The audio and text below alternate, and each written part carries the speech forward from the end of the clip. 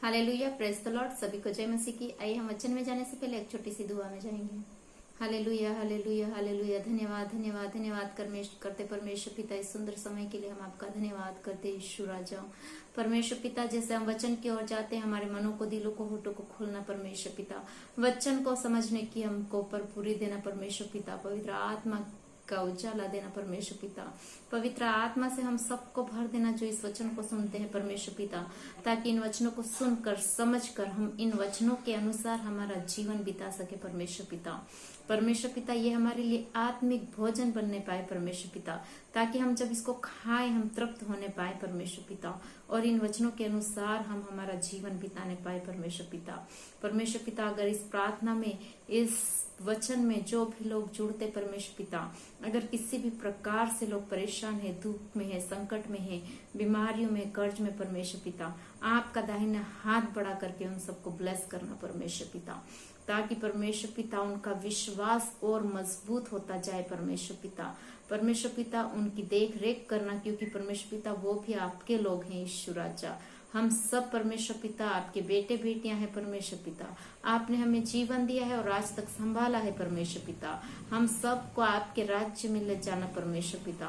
परमेश्वर पिता, हमारे बुरे चाल चलन से हमको छुटकारा देना परमेश्वर पिता, हमारे पापों की क्षमा देना परमेश्वर पिता। परमेश्वर पिता, इस सुंदर समय में हो करके परमेश्वर पिता, हम सबको हम आपके अधीन करते हैं परमेश्वर पिता, और ये छोटी सी दुआ हम मांग लेते हैं हमारे प्रभु यीशु मसीह के नाम से, आमीन। एक बार फिर सभी को जय मसीह की। हम वचन में जाएंगे। हम लोग देखते हैं कि बाइबल में बहुत बार परमेश्वर पिता ने लोगों से बातें करी और लोगों ने परमेश्वर पिता की आवाज को सुना। क्या किया? सुना। परमेश्वर की आवाज को क्या किया? सुना। बहुत लोग ऐसे हम लोग पवित्र शास्त्र मतलब पवित्र बाइबल में देखते हैं, बहुत सारे ऐसे उदाहरण हैं जिनको परमेश्वर ने पुकारा, परमेश्वर ने आवाज दी और उन्होंने सुना।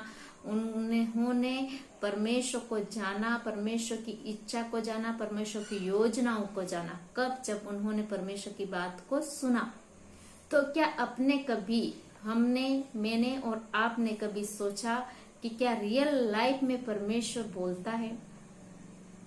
हाँ, बोलता है। क्यों? क्योंकि हम जानते हैं जब हम प्रेयर में होते हैं, जब हम परमेश्वर से कुछ पूछते, परमेश्वर उसका जवाब हमको उत्तर में हाँ और आमीन में देता है प्रियो। बहुत बार परमेश्वर उसका उत्तर हमें देता है हाँ एंड आमीन में। क्योंकि परमेश्वर कैसे आंसर करता है, कैसे हमारी सुनता है, परमेश्वर की आवाज हम कैसे सुने, वो आज हम लोग सीखेंगे। क्योंकि हमारा परमेश्वर वो है, वो सिर्फ मूर्ति वाला नहीं है, सिर्फ पत्थर का नहीं है, सिर्फ मिट्टी का नहीं है, सिर्फ पेड़ पौधा में नहीं है, सिर्फ मंदिरों में नहीं है, लेकिन हमारा परमेश्वर जिंदा परमेश्वर है प्रियो। हमें सब जगह भटकने की जरूरत नहीं पड़ती। हम जहाँ चाहे वहां से हम परमेश्वर को पुकार सकते हैं और परमेश्वर से हम बात कर सकते हैं, परमेश्वर हमारी सुन सकते हैं, और हमें भी आज परमेश्वर से सुनने की जरूरत है। क्योंकि परमेश्वर बोलता है, हमें महसूस करना है, फील करना है, हमको सुनना है।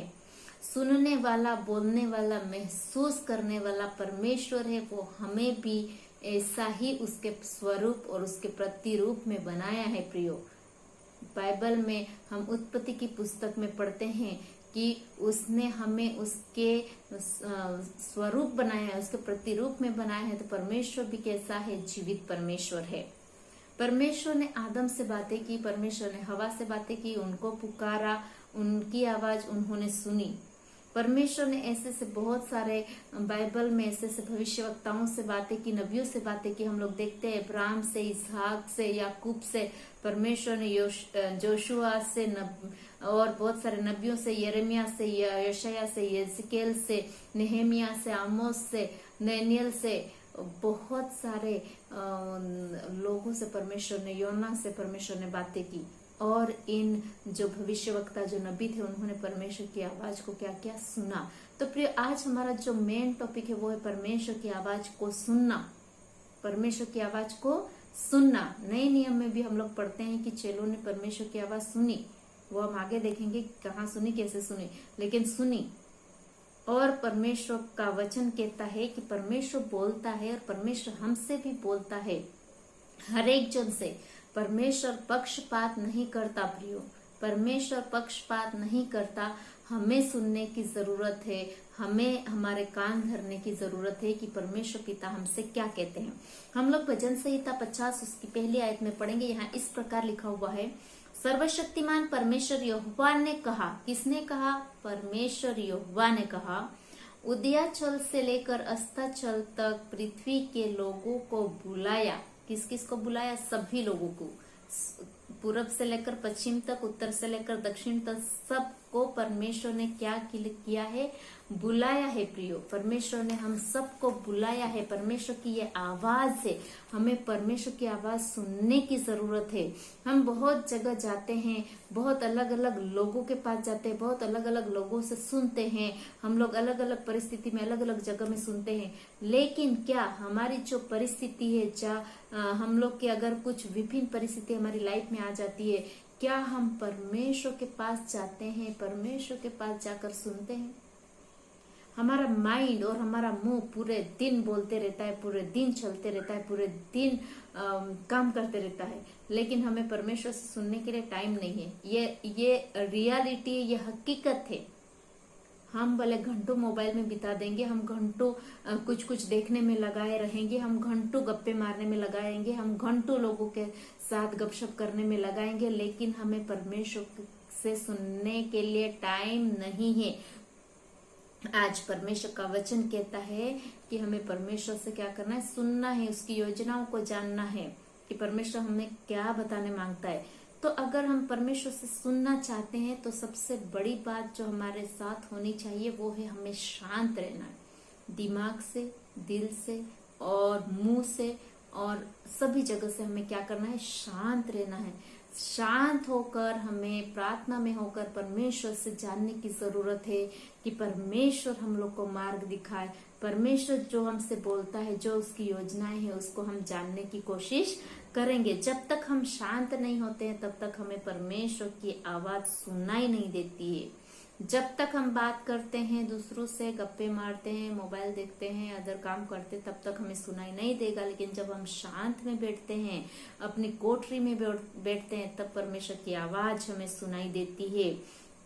भले कोई भी किसी भी परेशानी में, परिस्थिति में, बीमारी में, दुख संकट में क्यों ना हो, आप परमेश्वर को उस समय पुकारेंगे और परमेश्वर से कान धर कर सुनेंगे तो परमेश्वर जरूर आपको इंट्यूशन देगा, परमेश्वर जरूर आपसे बात करेगा, परमेश्वर जरूर आपसे जो आपकी प्रॉब्लम से उसका सॉल्यूशन निकाल के परमेश्वर देगा। ये हकीकत है। जब मुझे कैंसर हो गया तो हम लोग एक कोठरी में बंद थे, प्रार्थना प्रार्थना प्रार्थना कर रहे थे। परमेश्वर ने हमारी प्रार्थना सुनी और उसका उत्तर दिया।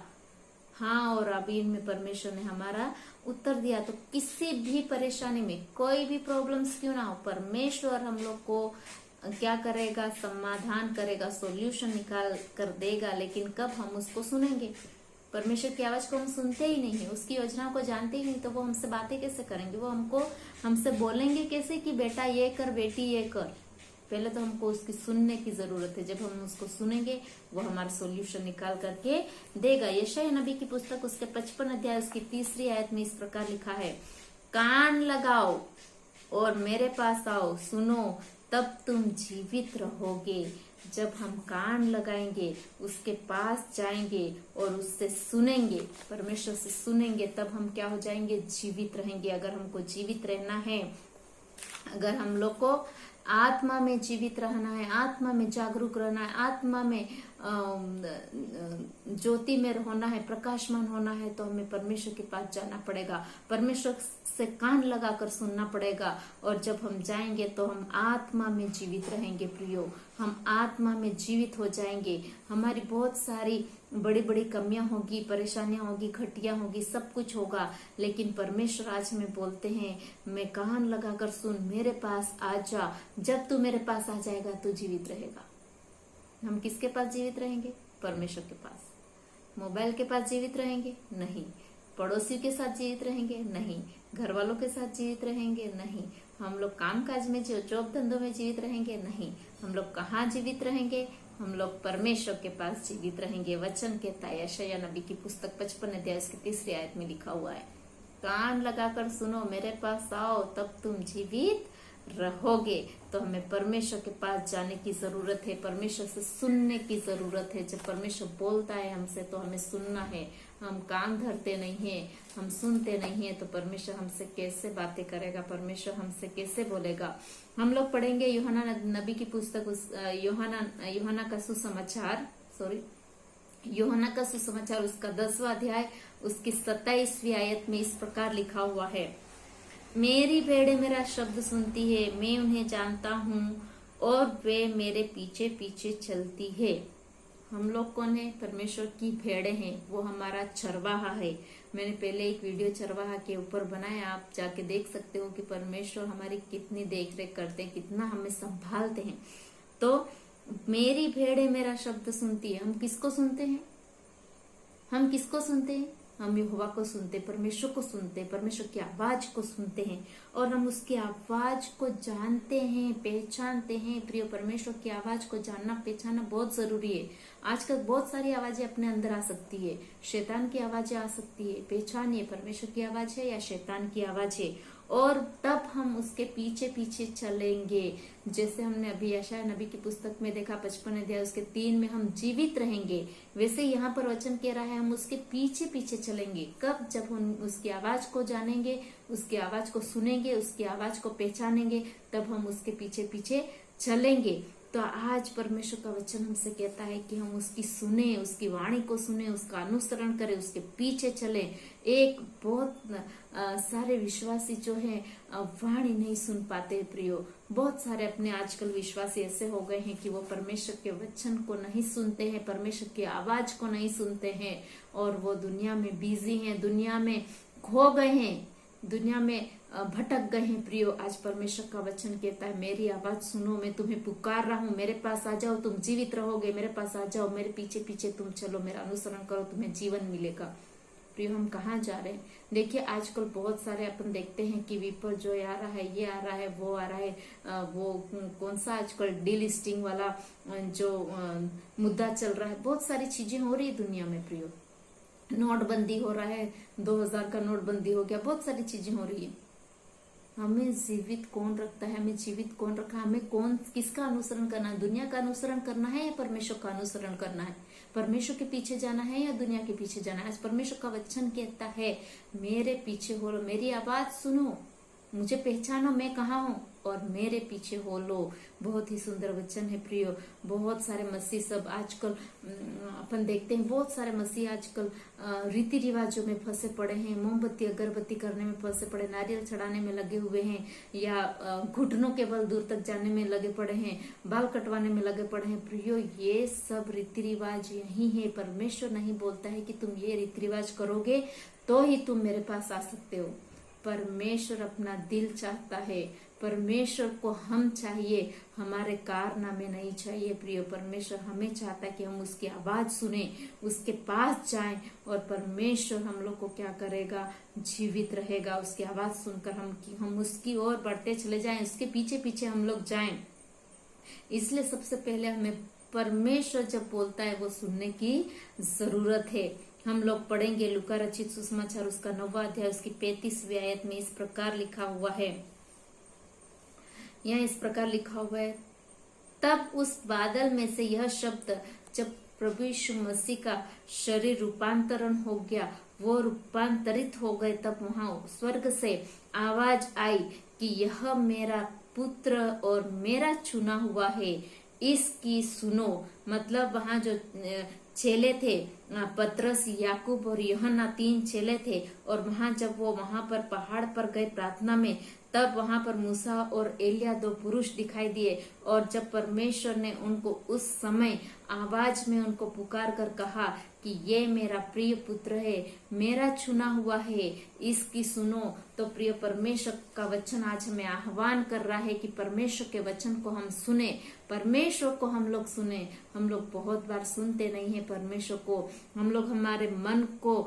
मन को शांत नहीं करते हैं, हमारे दिल को शांत नहीं करते, हमारे मुंह को शांत नहीं करते हैं। प्रियो, पहले अपने आप को शांत करिए और उसके बाद परमेश्वर की आवाज को सुनिए। सुनिए, परमेश्वर को वचन को सुनिए, परमेश्वर हमसे क्या बोलता है, क्या बात करने मांगता है, उसकी क्या योजनाएं हमारी लाइफ में, हम कैसे जीवित रहेंगे, हम उसके पीछे पीछे कैसे चल सकते हैं, ये सारी बातें परमेश्वर हमको सिखाएगा। तो परमेश्वर पिता हम सबको इन वचनों के द्वारा ब्लेस करे, आशीषित करे।